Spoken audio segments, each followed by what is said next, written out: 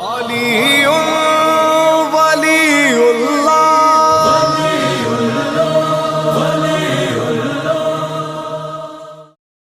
اللہ تعالیٰ ہر اہل قبلہ کو معاف کرے گا سوائے 3 لوگوں کے۔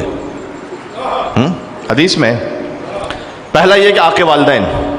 جو آقِ والدین ہیں اللہ اسے رمضان میں بھی معاف نہیں کرے گا۔ اور صادق علیہ محمد نے فرمایا کہ کچھ لوگ والدین جن سے راضی جاتے ہیں، مرنے کے بعد والدین انہیں عاق کر دیتے ہیں، اس لیے کہ وہ مرنے کے بعد والدین کے حق کو ادا نہیں کرتے، ان کی قبر پہ نہیں جاتے، ان کی جانب سے ایصال ثواب نہیں کرتے۔ اور کچھ والدین وہ ہوتے ہیں جو دنیا سے اپنی اولاد سے ناراضی جاتے ہیں لیکن مرنے کے بعد راضی ہو جاتے ہیں۔ یہ حدیث سنا رہا ہوں آپ کو، اس لیے کہ وہ اپنے ماں باپ کے قرضوں کو ادا کرتے ہیں، ان کی جانب سے نماز پڑھواتے ہیں، روزہ رکھواتے ہیں، ایصال ثواب کرتے ہیں، والدین عالم برزخ سے ان سے راضی ہو جاتے ہیں۔ تو ایصال ثواب کی جو مجلس تھی میں نے ایک فقرہ آپ کی خدمت میں پیش کر دیا کہ جن کے والدین دنیا سے رخصت ہو چکے ہیں تو والدین کا حق مرنے کے بعد بھی ختم نہیں ہوتا، جاری و ساری رہتا ہے، یاد رکھیے گا یہ۔ لہٰذا اگر آپ کو موقع نہ مل سکے کہ آپ مولا کی زیارت پہ مثلاً تشریف لے جائیں تو اللہ سبحانہ و تعالیٰ بار بار سب کو جانا نصیب فرمائے، لیکن آپ یہاں پر جن کے والدین حیات ہیں اللہ سبحانہ و تعالیٰ انہیں عمر نو عطا فرمائے خیر و عافیت کے ساتھ۔ جن کے ماں باپ گزر چکے ہیں وہ جائیں اپنے والدین کی قبر پر۔ حدیث میں آیا ہے کہ ماں کی قبر پہ جا کے دعا مانگو تو والدہ عالم برزخ سے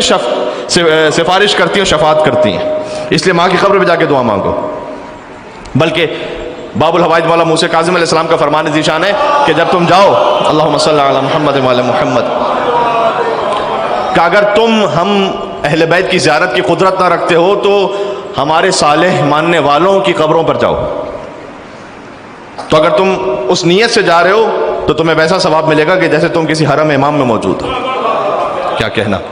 کہ اور اگر تم ہم اہل بیت سے نیکی کرنے پر قدرت نہ رکھتے ہو تو تمہیں چاہیے کہ ہمارے صالح چاہنے والوں کے ساتھ نیکی کرو۔ کیوں؟ اس لیے کہ جب آپ کسی مومن کے ساتھ نیکی کر رہے ہیں تو آپ کیوں نیکی کر رہے ہیں؟ وہ اس لیے کہ اس کے دل میں جو ولایت ہے اس کی وجہ سے نیکی کر رہے ہیں، تو در حقیقت یہ آپ کو جوڑ رہی ہے مولا علی کی ولایت سے۔ بات واضح ہے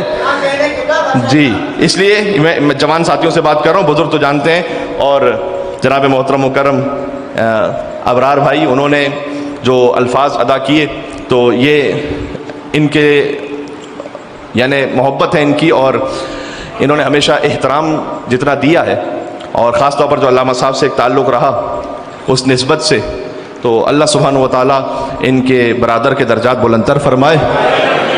اور واقعاً جو نئے آنے والے جوان ناظمین ہیں ان کے لیے مثال ہیں۔ تو میں اتنا عرض کرنا چاہتا ہوں کہ ہمیں اپنے بزرگوں کو یاد بھی رکھنا چاہیے، اور ان کے احسانات، وہ جو ان کے احسانات ہیں اس بنیاد پر آج ہم لا الہ الا اللہ محمد رسول اللہ علی ولی اللہ کہنے کے قابل ہوئے ہیں، ذہن میں رکھیے گا۔ تو جو مرنے والے ہیں ان کے احسانات یاد رہنے چاہیے، اور انہوں نے جو ہم تک مولا کی ولایت پہنچائی ہے آج اس کا صدقہ یہ فرش اعضا، کیا کہنے، سبحان اللہ۔ حضرت علامہ رشید ترابی صاحب علی اللہ مقامہ،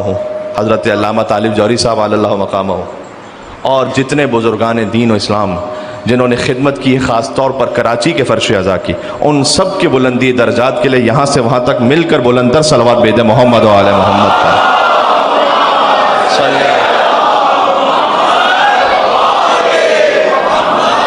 وعجل فرجہ۔